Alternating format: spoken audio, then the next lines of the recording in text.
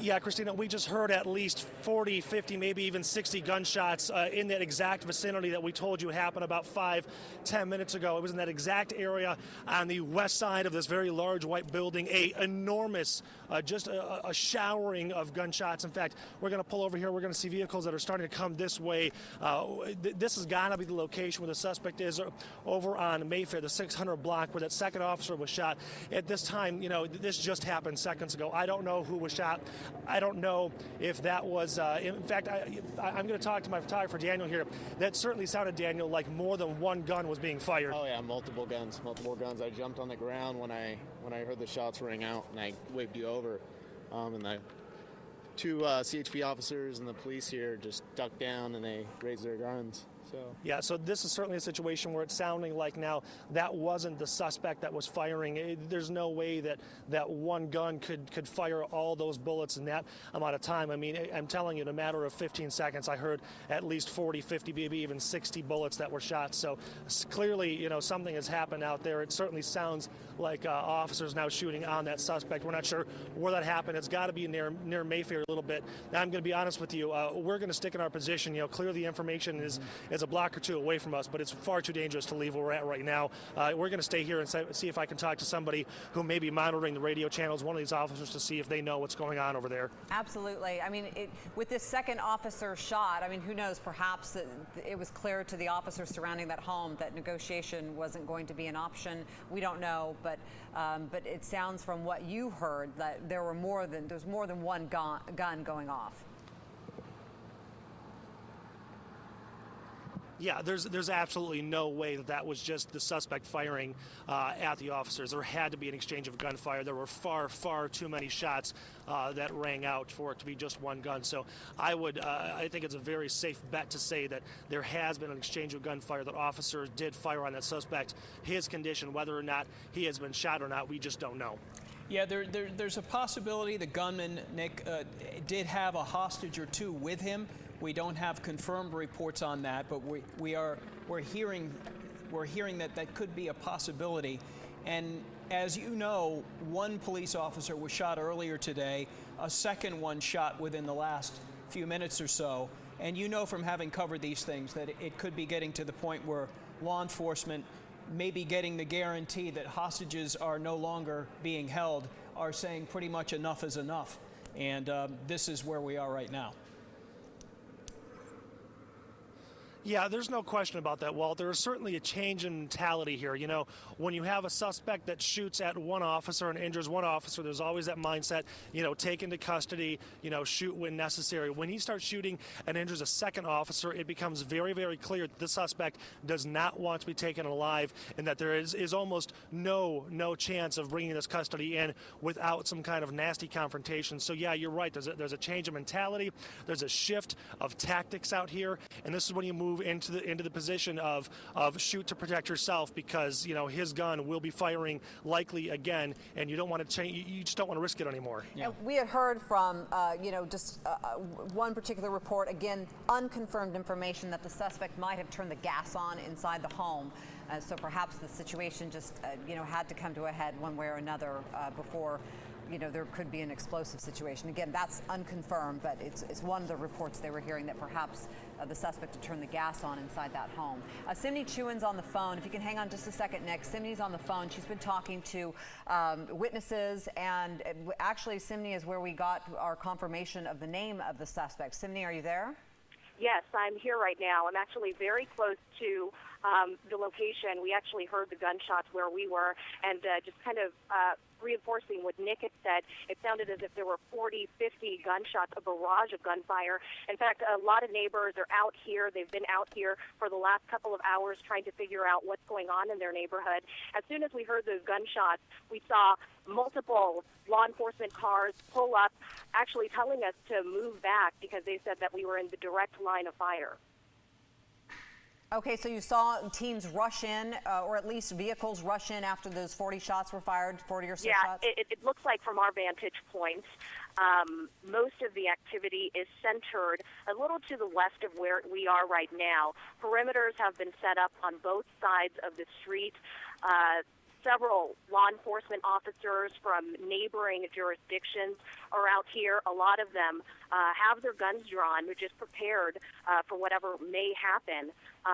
Neighbors I spoke with in this area, so they actually saw the suspect jumping over fences, hiding in bushes, maybe at the start of the suspect search. So very alarming, a lot of heightened emotions here in this neighborhood where I'm currently standing. All right, Sydney, thank you. We'll be back to you with any new developments. Yeah, this obviously, Christina, now well over 2 hours, 10 minutes or so. And again, many of you just arriving home, ready to start your weekend, get dinner going. Here's what happened. A little after 3 o'clock, an ICE agent encountered a suspect. The ICE agent was shot in the leg, we're told. He is in stable and alert condition. He is at the Sutter Roseville Medical Center. Just a few minutes ago, where reports of, and this has been an amazing police track down manhunt of a suspect believed to be a Sammy Duran. Another law enforcement officer was.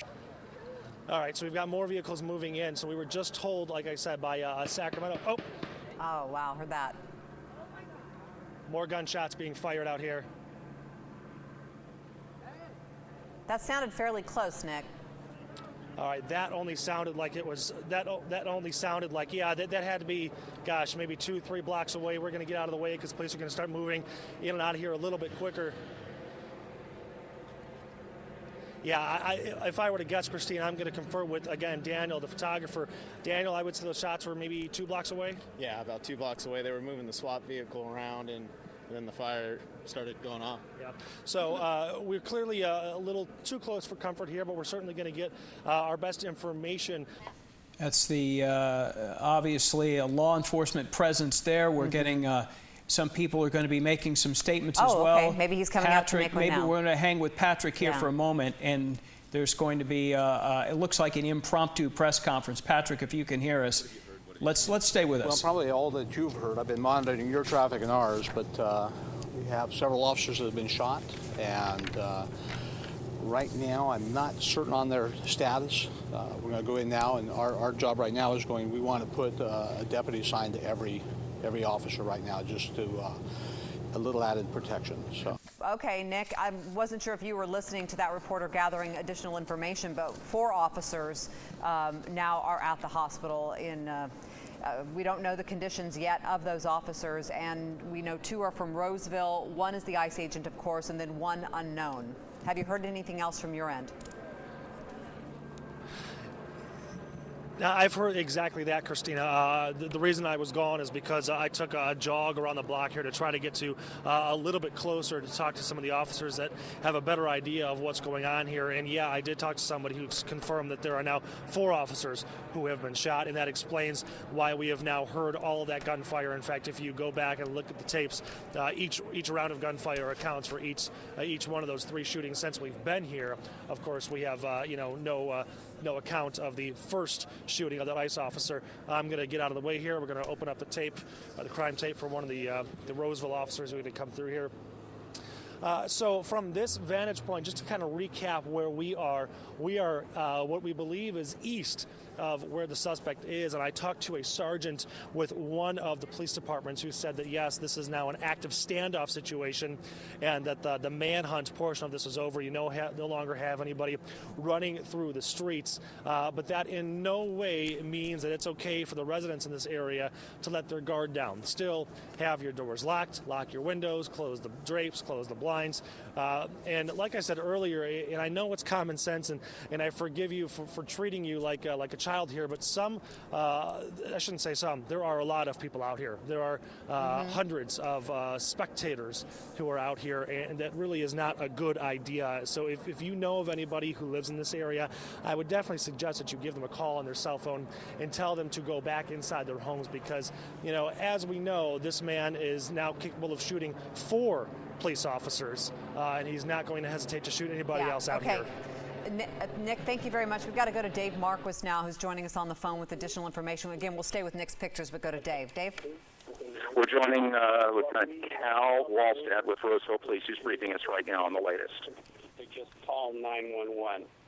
Okay? He's described as a Hispanic male adult wearing a black beanie, a gray shirt, and white pants. Any other questions? It's so hard to get this guy, officer. I know that there are a lot of police officers out here. It's very intense. You don't want any other officers to be injured. What's the difficulty in getting this guy contained? Well, we have the area contained right now. We suspect we know where he is, and we have the whole area locked down at this time. The other officers that were how they were hit with shrapnel, and both of the officers are fine. They've been transported back to the command post, and I don't know their condition from there. Do you know if there are hostages? There are not any hostages. And is he contained to a house or is he loose? No, he's contained to the neighborhood. I don't know the exact location where he is. Is there more than one suspect? No, only one. Officers ever returned fire? Officers, that I can't confirm. Do we know anything about how much firearms he has? As far as I know, he is armed with an assault-type weapon, but I don't know anything more from there. You can see now they have taken yellow tape and over there, they've taken yellow tape over there to move the citizens out of the so-called line of fire. And unfortunately, us media folks are still right in the line of fire. But we do have a great vantage point to tell you exactly where it is. Again, the home where Sammy is holed up, 2 blocks to the west of us. There's Windsor in front of us. Hampton is the next road over there. And he is right in the home at the intersection over there. Again, just going back to the first update, 3 officers shot. The 2 Roseville officers, one is still in surgery, the other one has minor injuries. As far as the manhunt, clearly that is now over because they have clearly identified where the suspect is, but that in no way means that it's okay for people to let their guard down and go ahead and start coming out of their homes because, again, this is still a very active scene. It doesn't take any effort for them to open the door and start shooting or any effort for them to open the door and run out and start going into other parts of this area. Well, Nick, that makes sense because when we heard those shots earlier this afternoon, it sounded like it was a couple of blocks away. So perhaps that was his entree into that house as he was, fending off police and trying to get into the home. Yeah, and Christina, we were talking earlier about Mayfair, and what we weren't sure is if it was actually on Mayfair or on one of the other streets. So just to give you some perspective, and actually, I don't know if we're able to take the map to give you a better idea, and our producers can let us know if that gets on your screen or not. But the shooting started, the first one, the ICE officer. Okay, so here's the map. The shooting happened over near or in a dirt bike park off of Riverside. The suspect then allegedly ran up a small dirt hill and hopped over a fence into this neighborhood, which is just adjacent to that park, and then ended up in this area. So the shots that we heard are consistent with the number of officers that are hit. We heard 1 round or 2 rounds of gunshots over when we were standing closer to the dirt bike park off of Riverside, and then we heard another round of shots over here. It is notable to say that there was certainly an exchange of gunfire because there were so many shots fired so close together. There had to be 50 or 60 shots fired in one small succession. So there was definitely exchange. The suspect shooting and officers shooting back. But again, the standoff still continues. This is News 10 at 11. Tonight, an entire community gripped by fear. Police officers are shot or injured. Law officers go on an all-out manhunt in Roseville looking for the suspect. Gunfire rings out. More gunshots being fired out here. SWAT teams descend. Sky 10 in the air as special tactical teams spring into action. Neighbors are told it's unsafe to leave their homes. They're a nervous wreck in there. Then an all-out manhunt turns into a standoff, lingering into the night. News 10 crews have been at the scene since we first broke the story this afternoon. And as the standoff stretches into the night, officers are still trying to get that suspect to surrender. Law enforcement agents have the man surrounded at a home at 6th Avenue and Hampton in Roseville. And that's where they are still on scene tonight. We have a network of reporters with live team coverage on the shootings, the manhunt, and the standoff. News 10's Simney Chewin is at the hospital getting the latest information on the officers' conditions. News 10's Dave Marquis is at the neighborhood where the standoff took place. But we start off with Nick Monticelli. He's been monitoring the latest developments this evening. Nick? Christina, let's start with the very latest as it goes with the suspect himself. We had a